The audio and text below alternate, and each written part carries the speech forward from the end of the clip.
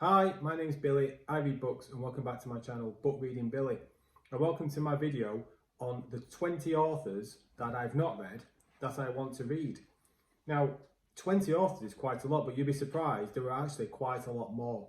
When I made this list initially, we were talking well over 30 authors, and I had to cut that down, and I got it down to 28. And having a video titled The 28 Authors probably would go on for too long and isn't that catchy. So I've whittled it down to 20.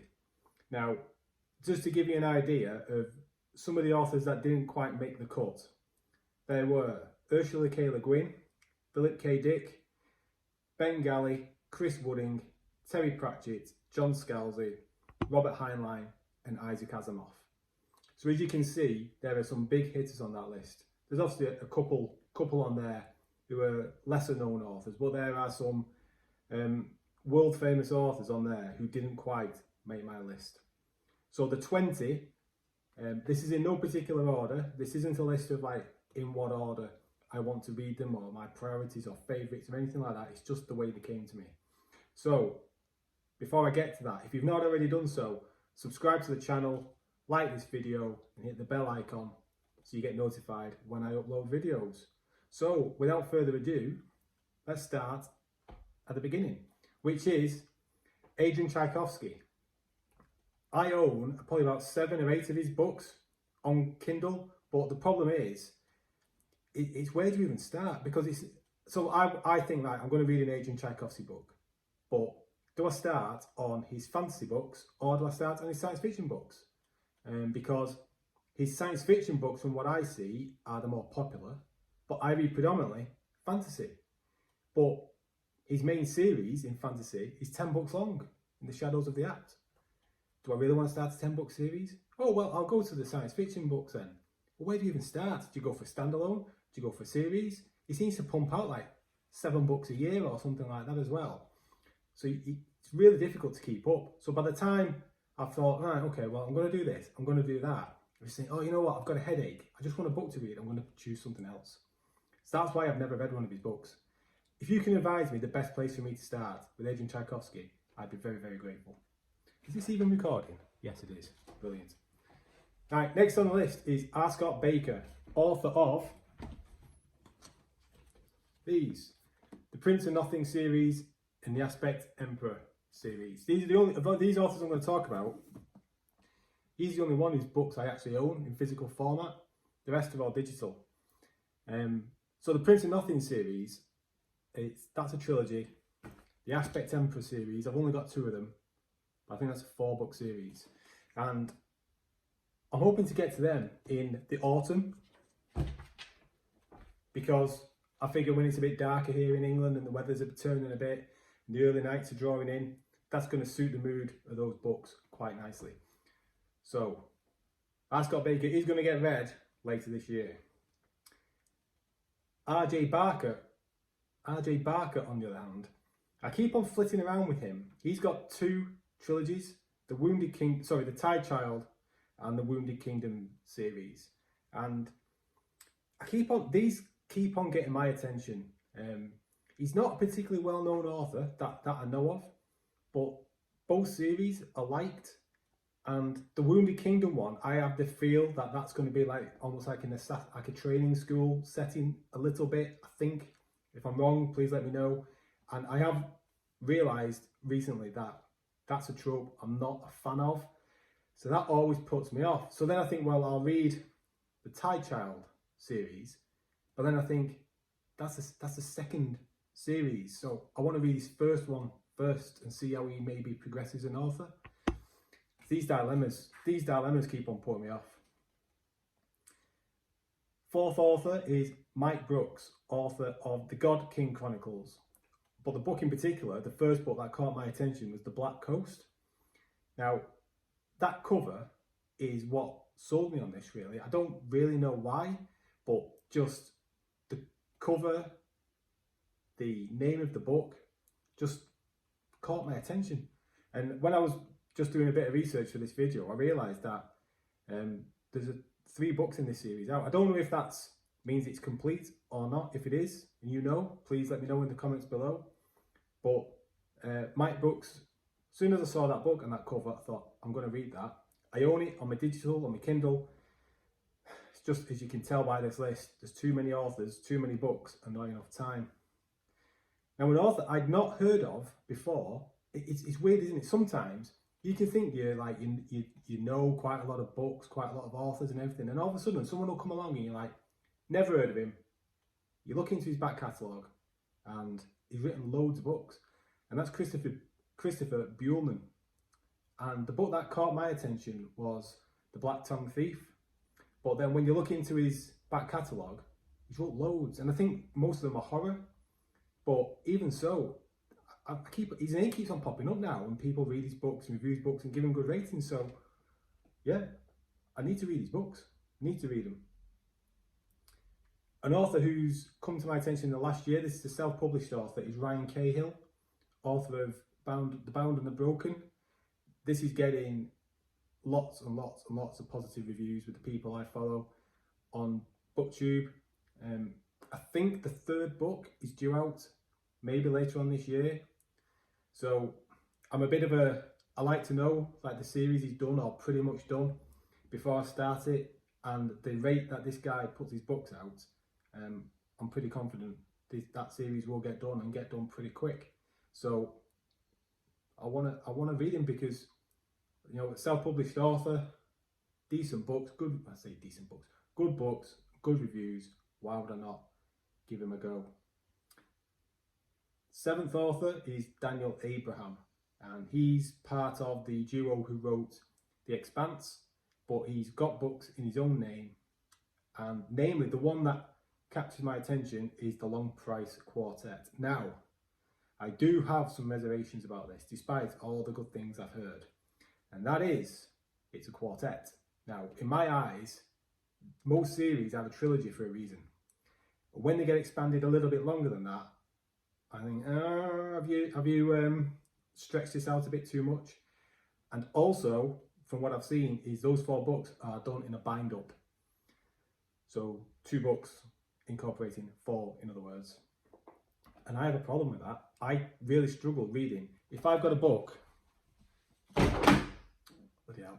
If I've got a book, I know it starts here and it finishes there. What I don't want to know is it finishes here, the second book starts and the second book finishes there. I really struggle with that. It's weird, I know, but I struggle. But yeah, he's got The Long Price Quartet and The Dagger and the Coin. I think that might be 5 books, you know. 4 or 5 books as well. I understand that's like a slow burn. Both of those are like slow burn books, but bloody sun's coming out again. Both of those are slow burn books, and I want to give them a go. Now, female author on this, I think this is the first female author I've spoken about, is Anna Smith Spark, and she's the author of The Court of Broken Knives and The Empire of Dust. I can't remember which one's the series name and which is the name of the first book on that, but this is a grimdark series, and it's supposedly very, very dark and very, very brutal, and it is got an average rating on Goodreads of 3.46, that first book. Now, normally that would have me running to the hills, like avoiding it like the plague, but I've heard a lot of good things about it. So I put that low rating down to, it's not what people expect when they buy it. People who maybe just pick the book up, just randomly off the shelf, are going into it, not knowing what to expect, and they read whatever the heck's in it, blood and guts and gore and violence, and of like extreme proportions, and they don't like it, whereas I probably would. So yeah, I want to give that a go. I've known about that book for quite a while, but I've not, in fact that series for quite a while, but I've not seen, or there certainly isn't another book out by her, and so I don't know if that's all she's writing, if she's going to do any more, if she's got any plans to do anything else, don't know. But when I first got into reading fantasy books again about 4 years ago, one of the first, I say 4 years ago, depends when this book was published, but this was one of the first books that came to my attention, and that was by James Islington, and this is the Licanius trilogy. I mean, that book, that cover there, I've spoken about that in one of my previous videos about brilliant names for books, and that is like an awesome cover and an awesome book name, and it captured my attention straight away. The only and I was wanting to read it, but the only thing that puts me off is I hear the last book. I hear mixed things about the last book in that trilogy, and these are big books, so it always puts me off when there's rumours of like the last book it tails off a bit on the last book. My experience with Brent Weeks and Lightbringer comes to mind, with like bad experiences of last books not being very good. Anyway, I will read it at some point. I just need to get over that hang up over the final book. An author that I own a few of his books, the 2 different series that he's done, is Robert Jackson Bennett, author of the Founders Trilogy and Divine Cities. Now, I don't know what it is why I don't go to his books. There's no reason that I can think of other than he's just got a name that sounds like he could be living next door to me. Robert Jackson Bennett, Billy Bob Smith, Davy Lee Jones, I don't know. Just like a typical Northern English name, Robert Jackson Bennett. It doesn't really fill me with, I don't know, it doesn't capture my attention like Anna Smith Spark or Christopher Buehlman, Adrian Tchaikovsky, R. Scott Baker. Doesn't really grab my attention. Silly, isn't it, really? Sometimes like the name of a book, the cover of a book, sometimes the author's name, Robert Jackson Bennett. Just sounds a bit boring to me. Sorry, Mr. Bennett, if you're listening. Although, I mean, let's face it, why would you be listening to this video? But yeah, sorry. I will read your books, just not right now. So that was the first 10 authors. The 11th is Fonda Lee, author of the Greenbone saga with Jade. I always get mixed up which order these go in. Jade City, Jade War, and Jade Legacy, I think they're called. I have threatened to read these recently. I think I've had them on recent TBRs and never quite got to it. And the reason for this is I hear it like a fantasy version of The Godfather or Goodfellas or some mafia-based story. The problem with that is I hate mafia-based Godfather film things. I've never watched one. I just don't get the appeal of them. Of like these, I don't know, like with The Godfather, it's Italian-American people. I just don't get it. I don't like it. I never watched them. I've tried watching it and I've just never, I just turned it off. I was bored. I just didn't like it. So when it's like that, but in a fantasy world, but based in like with an Asian Eastern setting, it's like, really? Everyone raves about it, so I am going to read it, but it's just sometimes it's like, is it going to be like The Godfather or Goodfellas or the Mafia? It's like, no, it doesn't. Sometimes when I think about it that along those lines, I just get a bit, I go, deflate a little bit and go, what am I going to read over here? Oh, Kate Elliott, let's have a read of her books. So yeah, I am going to read the books. Everyone I hear talk about them says they are good. Someone who I don't hear much about is Emma Newman. Now, she's written at least 2 series that I know of, Split World and Planetfall. I hardly hear anyone talk about her, but I own a couple of the Planetfall books, and she was one of the authors I heard about, again, along the same lines as when I heard about James Islington. Her name cropped up a few times, so bought a couple of her books on Kindle. Never got to them. Her and Islington are probably the authors whose books I've had for the longest and not read. So I always feel bad when I'm going through my Kindle, see her books, and think, you know what, I really should read them because they do get good ratings. As does Ken Liu, author of the Dandelion Dynasty. I picked up his first book, name I can't remember, but I'll put an image of it here. I remember when I was going to pick it up because I saw the second book was in my library and when I was in there, but then I did a bit of research and realised the last book wasn't out.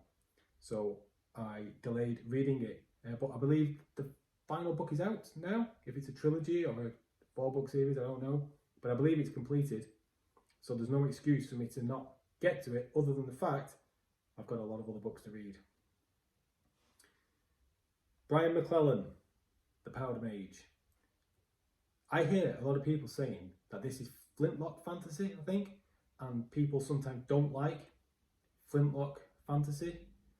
I don't know whether I've read something that's classed as flintlock fantasy or not. I keep on thinking about it, and something triggering in the back of my mind thinking I have. I can't think of it, so it can't be anything like bad. But it always puts me off when people go, oh, it's got guns in it or something, and I don't like guns in fantasy. So, but I do hear from the people who don't mind flintlock fantasy that the Powder Mage series is really, really good. So he's a name that keeps on cropping up again, and I don't actually own any of his books, even in physical or digital format, but he needs to be read. I'm going to make a mental note. I definitely need to read his books. Evan Winter is the author of the Burning series, and it's weird with some of the series names. I don't remember the series names, but I could have told you that it was Rage of Dragons is his first book, and this is like a African-inspired revenge tale, I believe. It's a trilogy. I think the last book, the final book, is due to come out soon. But this was getting rave reviews, and I was going to read it, but I heard it was very, very fast-paced. Don't get me wrong, that's not a bad thing. But at the time, I was reading the first 3 books of Red Rising by Pierce Brown, and especially that second book was like nuts in terms of how fast it was, how fast-paced it was. And I thought, you know what, I can't go into another one like that straight away after this. So I ended up putting off reading Evan Winter's book, and I've never gone back to it. And that's probably a couple of years ago now. So it is time I revisited that series. Now the next 3, I'm going to lump together, and the reason I lump them together is because I heard about them at the same time, and I just refer to them into my mind as Mike Shellnell. Yeah, that Mike Shellnell. That's Mike Shackle, Mike Shell, and Richard Nell. They all came to my attention at the same time. I ended up buying the first books in the series at the same time, and therefore, because the names kind of match in my weird mind, I can't really tell you too much about them, other than the people who I know have read them like them. So Mike Sheckle is the author of the Last War series. Mike Shell is the Iconoclast series, and Richard Nell is Ash and Sand. And yeah, I can't really tell you too much about them. What I can tell you a bit more about though, and this is number 19, is Clayton Schneider. Now, I don't hear people talk about him. I only came across him because I've read some books by Michael R. Fletcher, and he co-wrote a book with Clayton Schneider, and that was called Norieska Groans, I believe it was called. Now, Fletcher writes dark, funny books, dark, funny, twisted books, and I believe Norieska Groans, he co-wrote with Schneider, is a dark and twisted book. So when I then looked into Clayton Schneider's work, he's written this trilogy called Thieves Lyric, and I own it.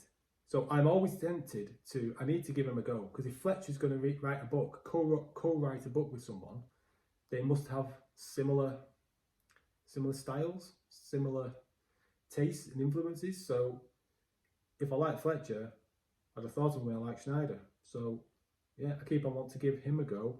And the final one on this list, number 20, is Christopher Rocchio, author of the Sun Eater series. Now this guy seems to pump out books like they're going out of fashion. I can't keep up with how many books he's written, how many books this series is going to be, and where it's up to. I own the first one. I told a lie earlier on, didn't I, saying this was the only one on the list I own in physical format. But I own Empire of Silence, the first book. Does it say in here how many he's written so far when this was published? It doesn't, you know. But anyway, I don't think even he knows. From the little things I've seen, I don't think he knows how many books this is going to be. I think it's going to depend on whether that final one is going to get split into two or not, judging on the size.